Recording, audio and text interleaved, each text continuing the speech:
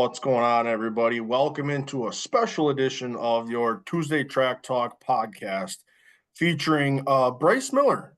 Special guest has joined us for the episode today. So we're excited to have him. We're glad he could join us. We're glad this worked out. So if you're watching on YouTube, you can see everything live. Otherwise, you can listen on all of your favorite podcast platforms as you go. So, Bryce, how's the off season been?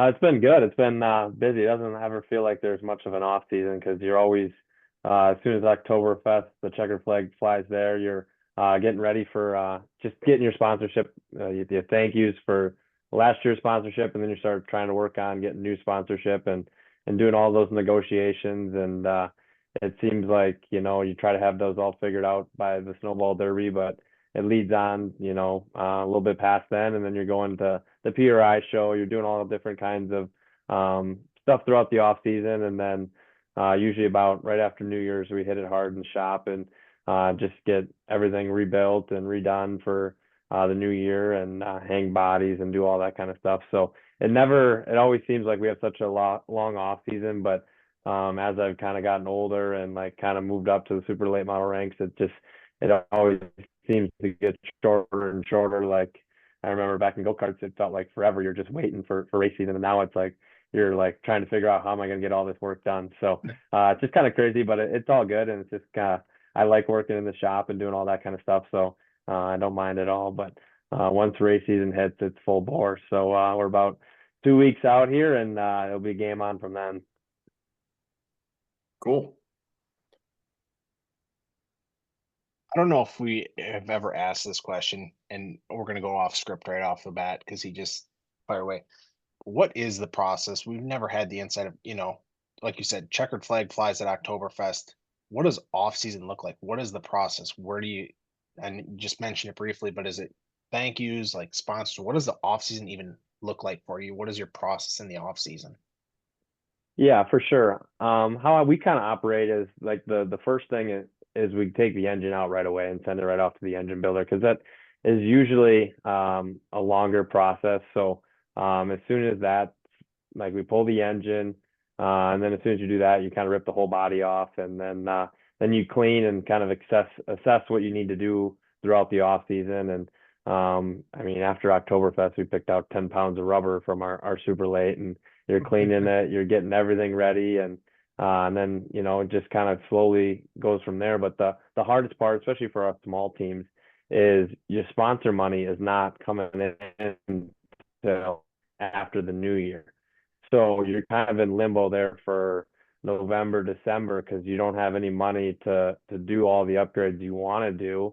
So you're just trying to do what you can without any money because like a small race team, we budget to the very last race, and after that race is said and done, you're broke pretty much. So there's not a lot of expenditure cash to go out and buy things or do any upgrades. So I think it's the worst months, November, December. You're just in limbo, just trying to do what you can, but you can't do a ton.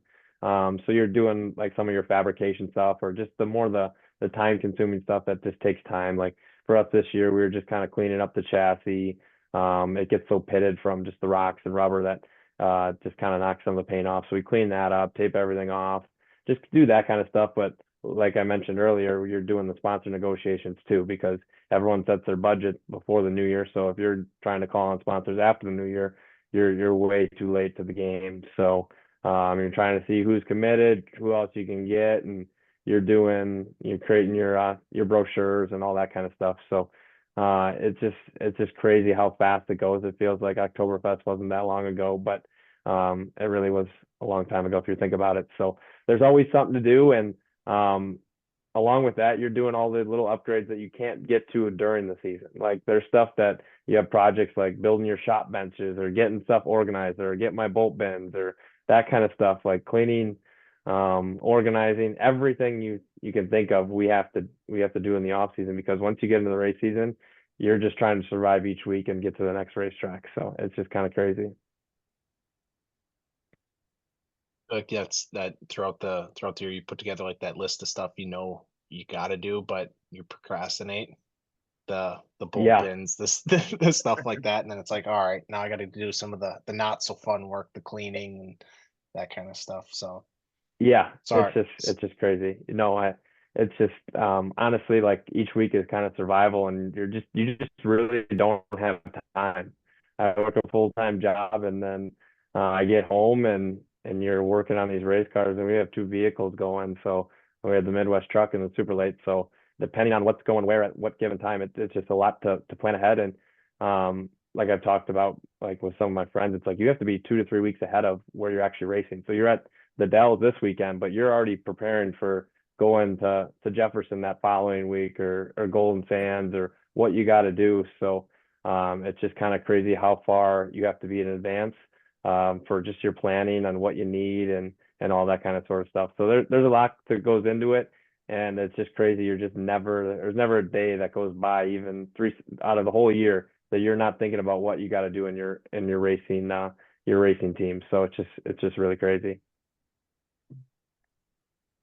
Cal, in my mind, he just sparked about 15 follow-up questions I got to some of those statements. But as we get into the conversation, I'll fire away. So Cal, if you want to go Yeah. to some of your other questions you got, Yeah, we'll circle for back on sure. some of these. So touch on a little bit of what your plans are on the racetrack for 2025. What are you planning to follow? Where are you planning to be? What does the schedule look like for you for 2025? Yeah, for sure. We're going to plan on running the whole ASA Midwest Tour. We dabbled with it a little bit last year. We ran the Jefferson Tour race.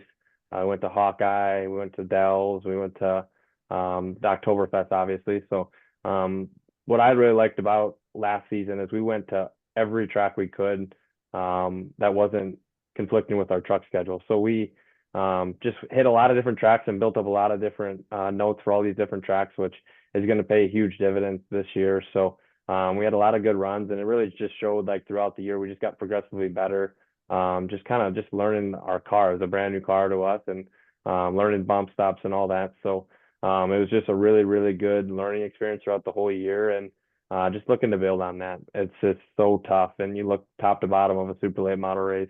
There's not a race in the state that's like, oh yeah, I should for sure win this one. Like, unless you're Ty Majeski, there's just not one that you're just like, oh yeah, there's no way I don't win this thing. So it's just really, really tough. And like, I was listening to a podcast with Ryan Farrell you guys had, and he goes, if you won one race in the Wisconsin summer, you're doing something right. And you've won two, it's an unbelievable season. So it's just crazy to kind of think about that, because it could be anyone's day, any day. It's just, they're all really, really good, and everyone has really good stuff. So it's just whoever hits it at the right time. But we're going to do that, and then kind of do what we did last year. The quickie schedule breaks out a little different this year. They have it in segments rather than just your 14 races. So there's a couple we were planning on doing.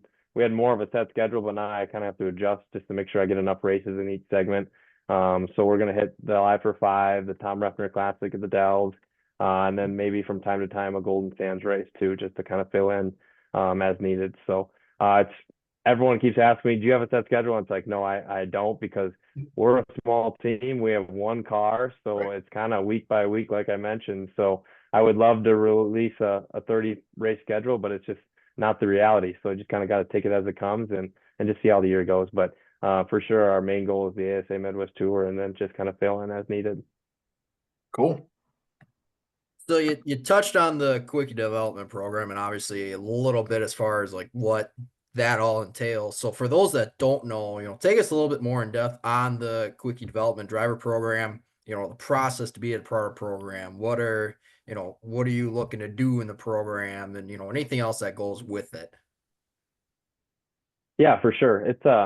I've kind of been involved with it indirectly for a little bit now. One of my good friends, Riley Stengen, went through the program for 2 years, and I kind of helped them with different things. We did a Bandolero camp. We did a Future Legends program. So I kind of knew the inner workings of it, but I've never actually been in a position where I could apply for the program. I just never was racing super late at the time. And I knew last year I wanted to apply, but I wasn't able to commit to the whole 14 race schedule. I think we ran 9 or 10, but this year was the first year that I actually applied, and kind of went through the interview process. It's kind of like, applying for a job in a sense, just more geared towards racing. So they kind of have you fill out like a little resume of what you've done, some of your career highlights, what you've done in the community, just kind of just get to know you all around.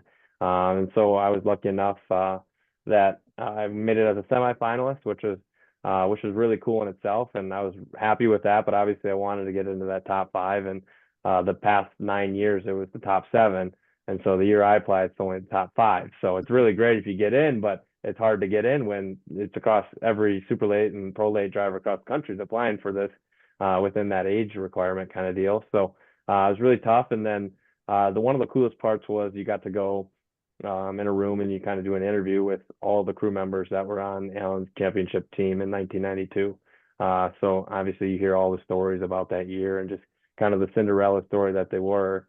And so it was really cool to kind of go in a room with them and just chat and talk racing, which was really cool. So I was lucky enough to make it in, and I told my parents, I'm like, man, I really want to get in, but like it would really suck if I was the last day and had to sweat it out that whole entire week.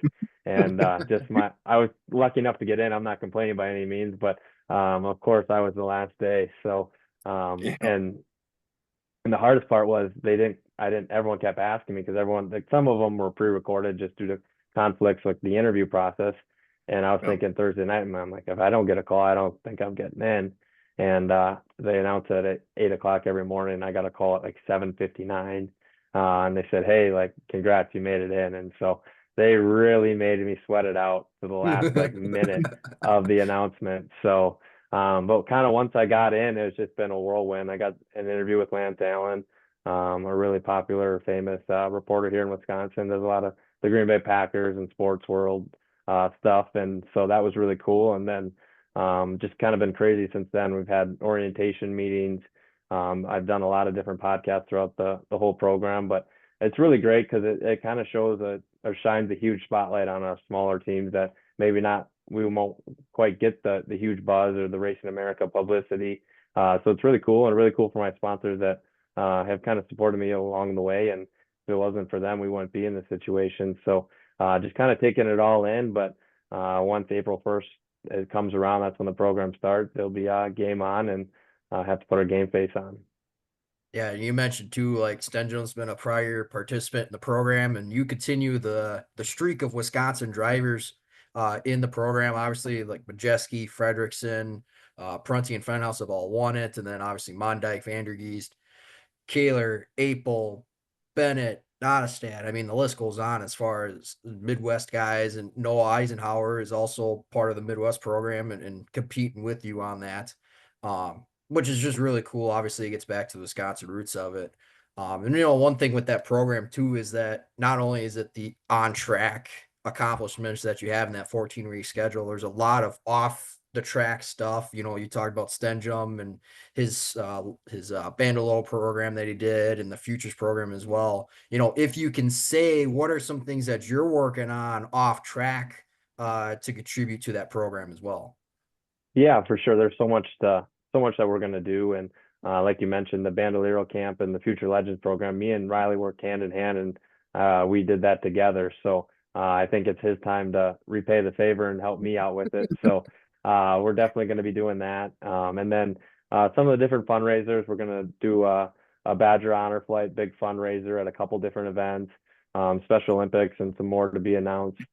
Just do different school visits, Boy Scouts, that kind of thing, and just kind of really try to hit all of the community events and that kind of thing. So there's a lot that's still in the works. Obviously, I only got announced about 2 weeks ago, so we're still game planning and on pen and paper trying to write everything down, just ideas and things like that. So there's a lot going on, and it's just the behind the scenes stuff, just like we talked about earlier with the shop. There's so much that people don't see. It's just the same with this program. There's so much every day. You got to kind of plan a different thing, and so it's a lot of work, but it's just really cool to be a part of it. And like you said, carrying on that Wisconsin legacy, it's a lot of weight on my shoulders, but looking forward to it, and just kind of take it as it comes. Obviously, you can only do so much, and with racing, there's a lot of different things that got to go your way. But just really looking forward to the opportunity and competing against those other four drivers.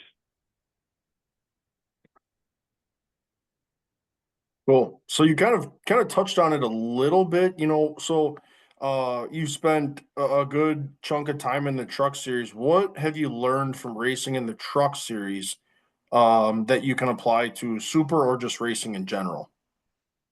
Yeah, for sure. There's so much. Obviously, I think one of the biggest ones was before I got into the truck series. I was kind of just racing sportsmen.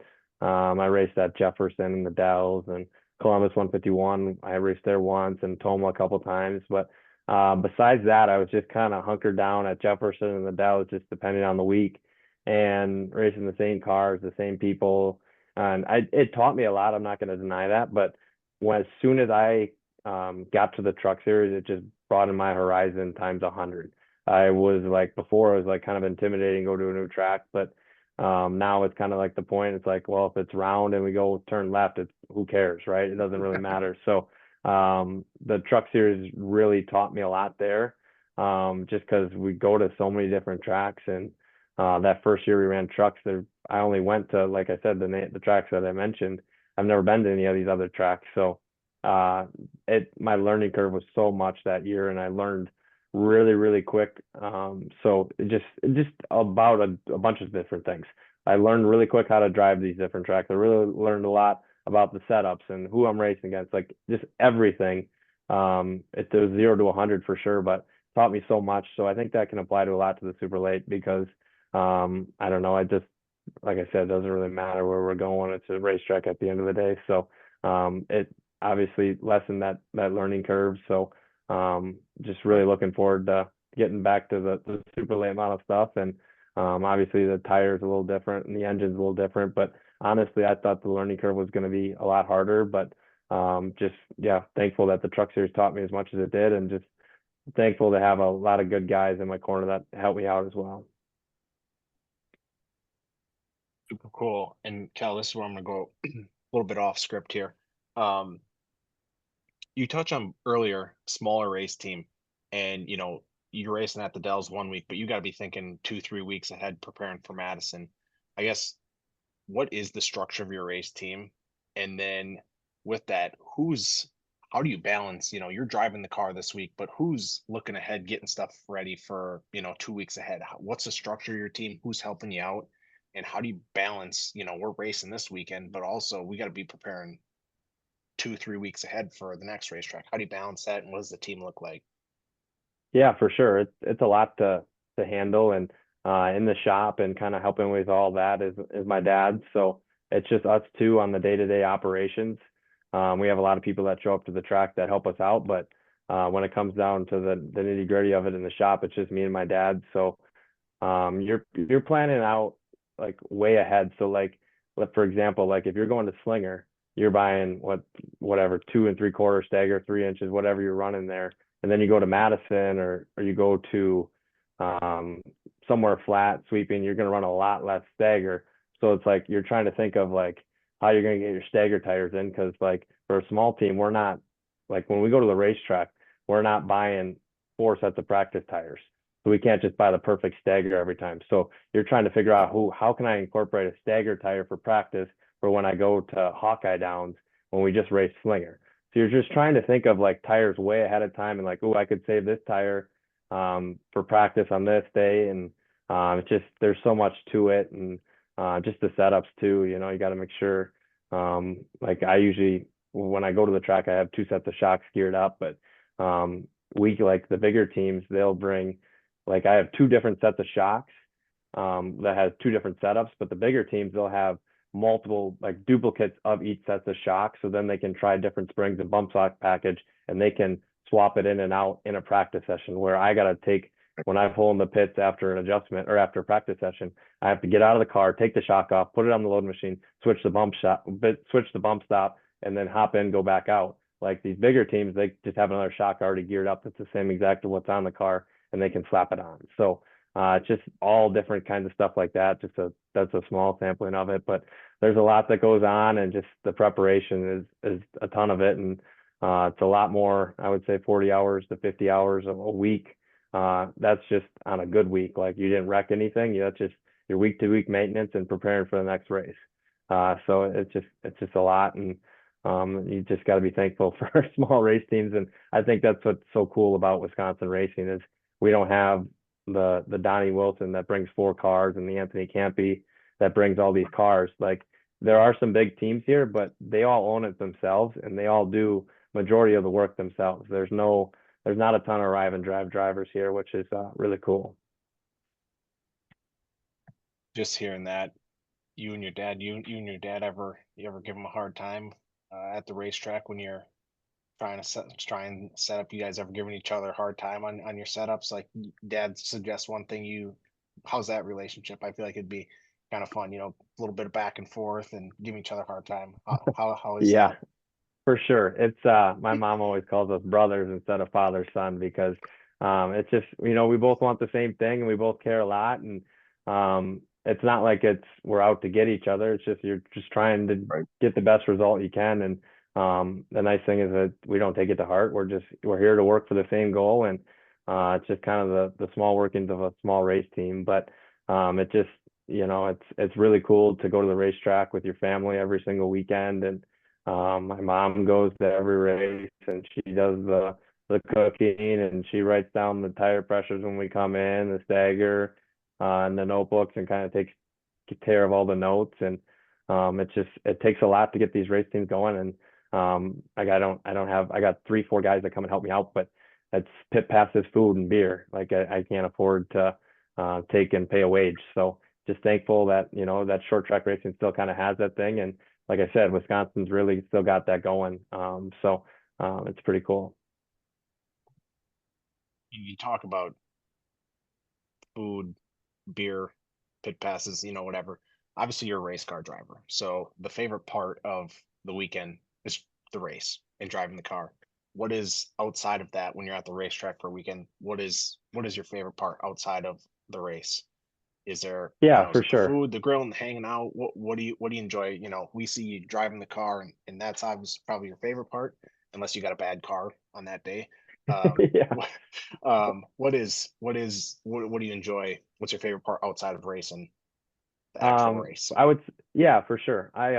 One of the biggest things that I love about the racing is just the community. Like it is such a small community and everybody knows everybody, but we may go at it from week to week, but at the end of the day, we're all just here because we love racing. So I love hanging out with my team, and we usually try to, if the practice day Saturday and we race Sunday, we try to go out and get dinner and drinks afterwards, and just kind of the team bonding and chemistry is the fun part. That's why we're all doing this. None of us are getting rich doing this, but we all just love racing, and just we're all in it for the same goal, which is really cool. And it's just like, I don't know, like you could go at it all season, all summer long, but then as soon as that guy leaves to go to the snowball derby, you're rooting him on. So at the end of the day, like I said, we're all here because we love racing.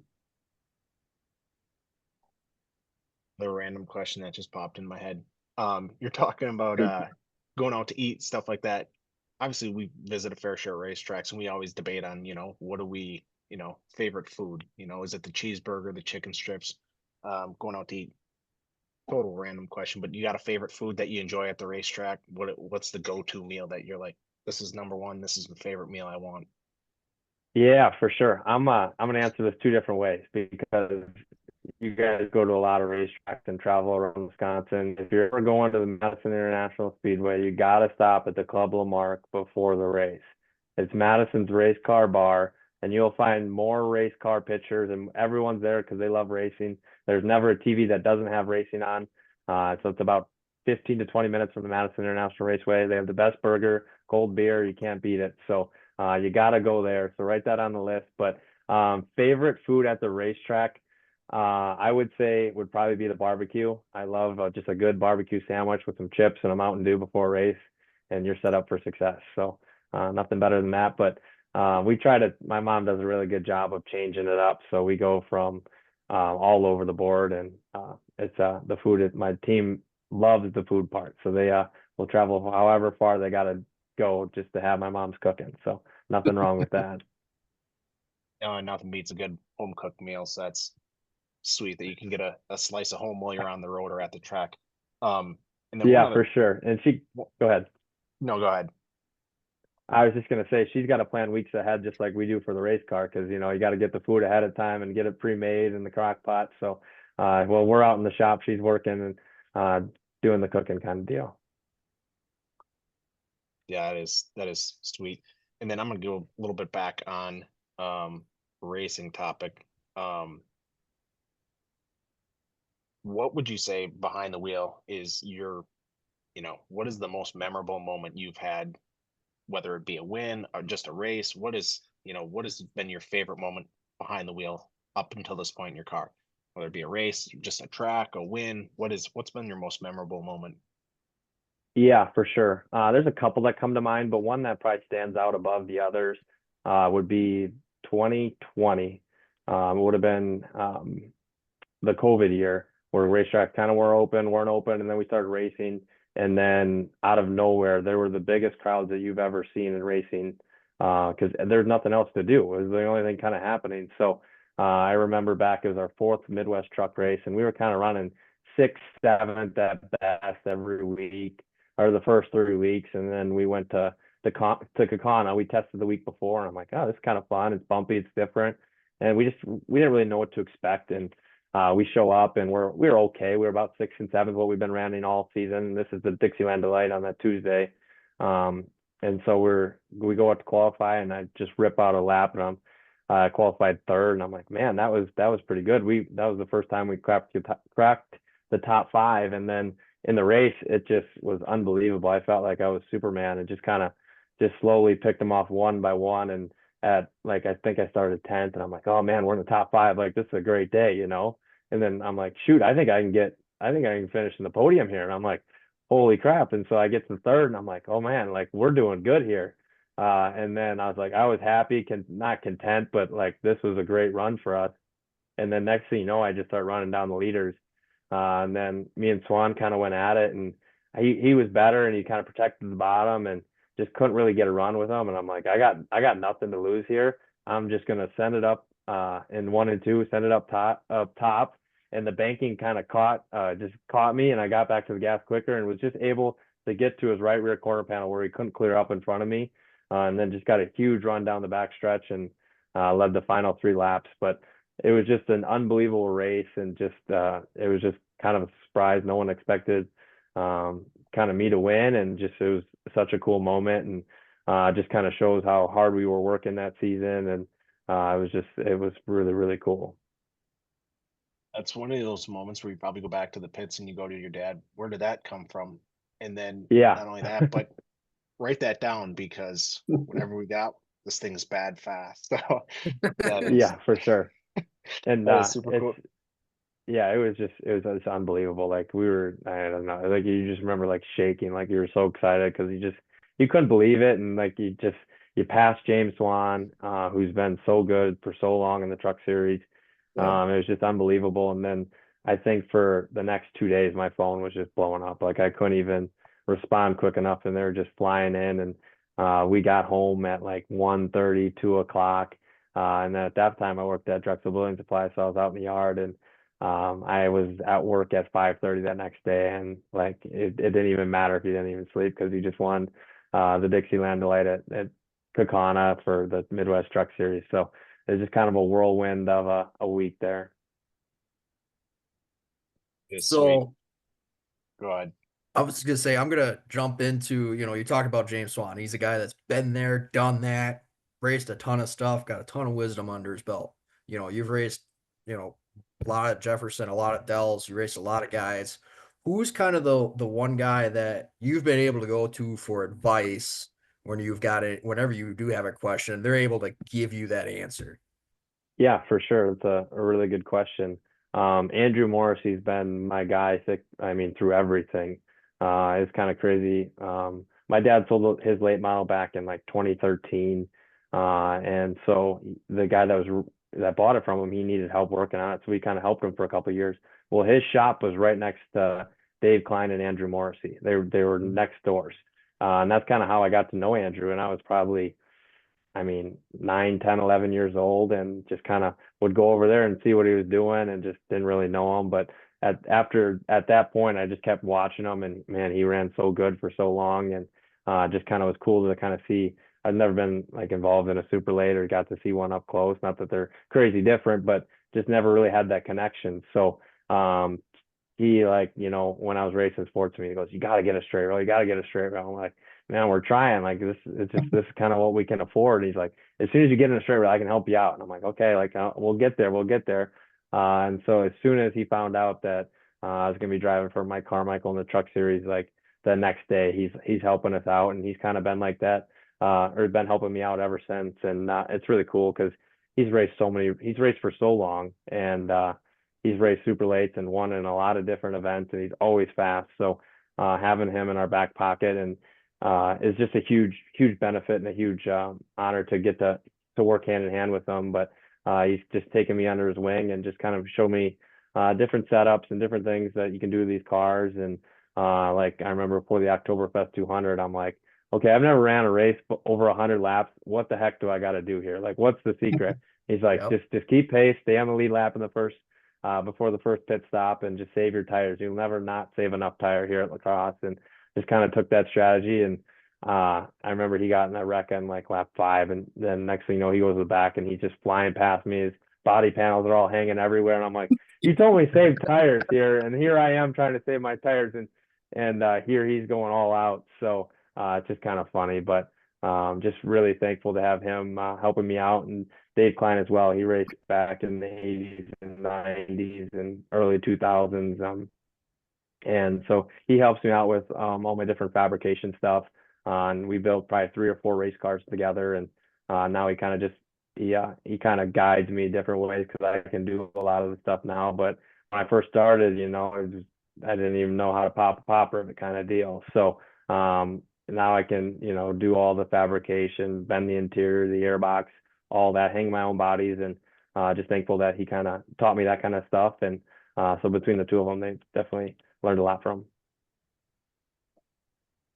Cool. I feel like we got to ask this question to every race car driver. Is there what's the favorite track? What's the go-to track that you're like, I love this track, that, or event, I should say.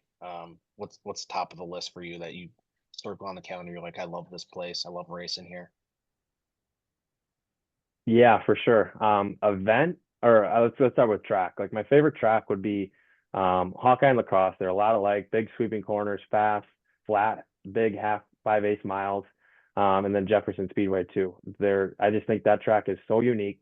You're flying airplanes indoors is what it feels like, because you go to 1 and 2 and it's really tight, and then you get to 3 and 4 and it's super banked and it's really fast. And you can do so many different things at that racetrack. You can go high, low. So I would say those two are definitely my favorite. Kakana's really far up there as well. But for events, my favorite events throughout the year, like even growing up when I was a kid, was the Oktoberfest 200, because no matter what, it's always warm and it's sunny. It doesn't matter if it was 30 degrees all week. When it's Oktoberfest Sunday, it's going to be a really good race, and the sun's going to be out. Yep. So I love that, and it's just a really cool race. There's a lot of strategy in it. So that's one of my favorite races. And then the Joe Shear Classic. There's never a bad Joe Shear Classic. They're always really good races. There's always drama, adversity, and there's a lot of strategy in it. And I just think it's so cool because it's beginning of the year. It's such a huge event. It's for a really cool racer. So I've never raced in it. This would be my first year racing in it. So really, really looking forward to that race. I used to work at Madison International Speedway when I was in high school. So I've painted every one of those bleachers. I've fixed all the deep fryers. I've wiped all the counters. I've done everything there, mowed the lawn, painted the wall. So that track means a lot to me, and just really looking forward to the Joe Shear Classic come this spring. Be full circle when you go win that thing. Yeah, I know. That's what I'm talking about. We'd love to go win that. Cool. We kind of have wrapped up our questions for you. Is there any sponsors, anybody that you would like to thank, or anyone that you'd like to mention? Just kind of give you a minute to mention those that have supported you throughout your racing career and where you're headed, and kind of just touch on those for us. Yeah, for sure. There's a lot of people to thank, obviously. My parents, Andrew and Dave Klein, who've just they've helped me a lot, like I mentioned. But as my sponsor, the camera doesn't catch it, but Smoky Hollow Campground, they're actually my main sponsor this year, and they're just huge supporters. And I actually, believe it or not, met them at the Club Lamarck when I was getting a burger the one day. So that's kind of how we built that relationship, and we found some common ground with racing, which is a common thing there. So they've been huge supporters, and really excited to have them. And then obviously Club Lamarck's one of my main sponsors. All Weather Armor, Floors for Less, Monarch Media Designs, Wise Guys Auto, Driven Racing, Oil, Willwood Brakes. I'm trying not to leave anyone out here, but just really thankful for all the supporters, and they're the ones that make it possible. Margaritas of Green Bay as well. I just had dinner there tonight. Actually, I had a business conference up there in Green Bay, so I stopped in and said hi, and got some tacos. So there's so many people that make this thing work, and just really thankful for that, and especially excited for be part of the Quickie Driver Development Program as well. So there's a lot that goes with that, and a lot of prestige, and just hoping to really represent them well, and carry on Alan's legacy here. Cool. So where's the first place we get to see Bryce Miller run? Yeah, for sure. We were trying to make the icebreaker, but our engine build it's not back from the engine builder. So right now I got half the body on. I had it all on at one point, had to take it all off. Just that's another thing like that just happens. You got to adapt to when you're talking shop talk, because we had the body all ready to go, everything mounted, and then you got to take it all back off to put the engine in, get all the everything ready to go. So it's just kind of crazy all the different things you got to do. But our engine's not back, so we're hoping to make it, but it's just not looking like it's going to happen this year.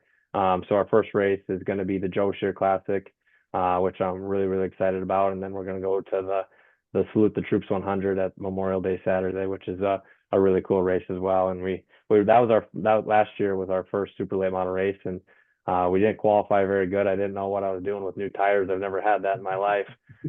So I went to qualify, and what I did was not right. So I learned that really quick, qualified 17th. And then I got to our heat race, and we started outside pole, and we went on and won that. And then started 17th in the race. And then at one point we were running 5th, and then our brake master, the master cylinder went out, and that was kind of the end of that. But we showed we kind of belonged at that point, and that was really cool. And we weren't even that disappointed, because we drove through the field and ran really good. And yeah, so just kind of looking forward to getting the season rolling, and especially, like I mentioned, the Joe Shear Classic. Cool. Any final thoughts, Mike? Go ahead. Start saying some prayers to get your engine back. Yeah. We can do anything. We'll do that part for you.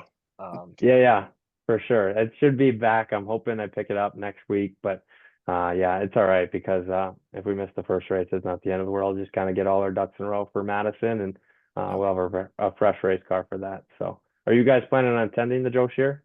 Oh yeah. Oh yeah. Yep. Perfect. Yeah. Some of us have about 20 races on our schedule. Others have about 40. So I would say traditionally a lot of the races that, at least for me, have been Midwest Tour. Probably the two places I go most frequently are Madison and the Dells. Madison's an hour door to door. The Dells is about an hour 40. Hawkeye, I think I'm going to venture down there this year. That's an hour and 10 minutes or so for me, so that's not too bad. So I've hit a lot of the Midwest Tour just fits into the schedule well, along with Truck Series, obviously, kind of side by side with them as well. So those will be kind of the big series that I'll be tuning into or following along with as we go throughout the year. Yeah, for sure. The Hawkeye race will be it's always a good race, and kind of puts on a similar race type as lacrosse does. And this year it's called the Miller 100, so it'd be pretty cool if Bryce Miller won the Miller 100. So that's what I'm going for, and I would love to see that headline. So yeah, for sure. Van Grohl, where are you headed? Oh, I'm all over the place, honestly. I mean, it's every weekend. I tell everybody every weekend from about the shear on, I'm gone at a racetrack somewhere, whether it's a Tundra race, Midwest race. I'll follow the All Stars Challenge Series a little bit. I go to IndyCar races, outlaw races. I mean, if it's in the state of Wisconsin, there's a pretty good chance that I will probably be there. Yeah, for sure.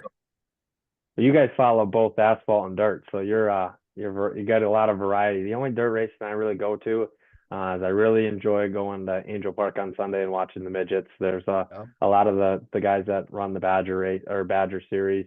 They go to the Club Lamarck. I got to know them a little bit personally, and it's fun to go there on a Sunday night after you're at the racetrack all weekend. What's another racetrack at the end of the weekend? So it's nice and close. It's only about 10 minutes from my house. So enjoy going there and watching the midgets. I was Suppose able it makes to go makes it last look- year for one of those. Yeah. So that was a blast. That's definitely on my schedule again this year to hit. Hopefully 2 races down there this year. So Yeah, I for sure. suppose It puts on a lot of good racing for open wheel cars. I suppose it's a little bit easier on the spectator side than it is on the driver's side to go just enjoy the event. yep. Yeah, for sure. Especially when it's something that you don't do and you don't dabble with at all, and you can kind of just sit back and take it all in, and you have no idea what they're doing out there with the different adjustments, but you just kind of eat your popcorn and watch some good racing. So nothing wrong with that as well. I was gonna say Amen to that. 10 minutes from the house, you spend some time there. Is that piquing any interest if the opportunity would ever come? Would you ever want to hop in one of those midgets and turn some laps there? Yeah, I mean, I would love to do it. I don't think my mom would ever allow me to. So she just no open wheel. It's got to have fenders. That's her rule. So as long as she lets me, go and do the super late model deal, I'm all right with that. But man, I would love to see what and kind of feel what it's like. But I've done a little bit on dirt. I ran probably 5 or 6 races in a dirt legend car. I ran at Beaver Dam. I ran at Angel Park once, and that was a lot of fun. I was running really good at Angel Park. I think I started 12th or something, and I was passing for third. And then there happened to be a white tire on the infield that I just smoked my left front on, and I'm not used to kind of having a tire on the racetrack. So usually they throw a caution for that, but apparently on dirt racing, that's a normal thing. Oh yeah, that's funny. And they Anyone even have painted any? it white for me too, so I Oh, still that's found the a way to worst hit it. part. Yep. Yeah, that's the worst. Well, anyone have kind of any final wrap up thoughts as we finish up our conversation here this evening? No, this was a blast. I really appreciate it, and I say often about the small time teams. I always feel like Wisconsin racing is the best, and you can get a lot of racing, a lot of good racing out of just a small time team, and you're a prime example of that as well. So I look forward to the season, and just the great racing that the state of Wisconsin puts on, and obviously carrying the tradition of Wisconsin driver being in the quickie development program too. Yeah, for sure. It's really cool, and now that we've kind of done this podcast, you're formally invited to have my mom's barbecue if you want. So don't be strangers. Stop by and say hi. So looking forward to getting to the racetrack this season, and obviously the Jokeshire Classic's a big one to start it off. So looking forward to that one, and hopefully it's 70 and sunny. Absolutely. Absolutely. There's nothing we'd rather do than show up to your hauler and be eating your barbecue and your mom turn around and say, "Who the hell are these 3 guys that are just nothing we'd For rather sure, do." for sure. It happens It's- more than you think, believe it or not. Yeah, it goes back to the Midwest nice thing, For sure. Hard to say not hard to say no. So Yeah. it's really cool to be involved in a small race team and get to go racing with your family every weekend. Cool.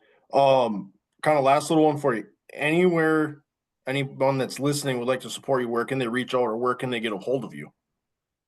Yeah, for sure. The best way is to follow me on Facebook, Bryce Miller Motorsports, or my personal Facebook page, obviously Bryce Miller. But follow me on Bryce Miller Motorsports. I'm on Twitter, Instagram, Miller Bryce 11. Bryce Miller 11 was taken, so I had to reverse it there and put Miller Bryce 11. So you can follow me on any of those, and I have a YouTube page as well that I post some videos here and there. So that's the best way you can find me. Cool. Awesome. Well, we appreciate you taking time out of your busy off-season schedule to join us. Thanks for doing this. We appreciate it. And as always, good luck in 2025. We'll be there.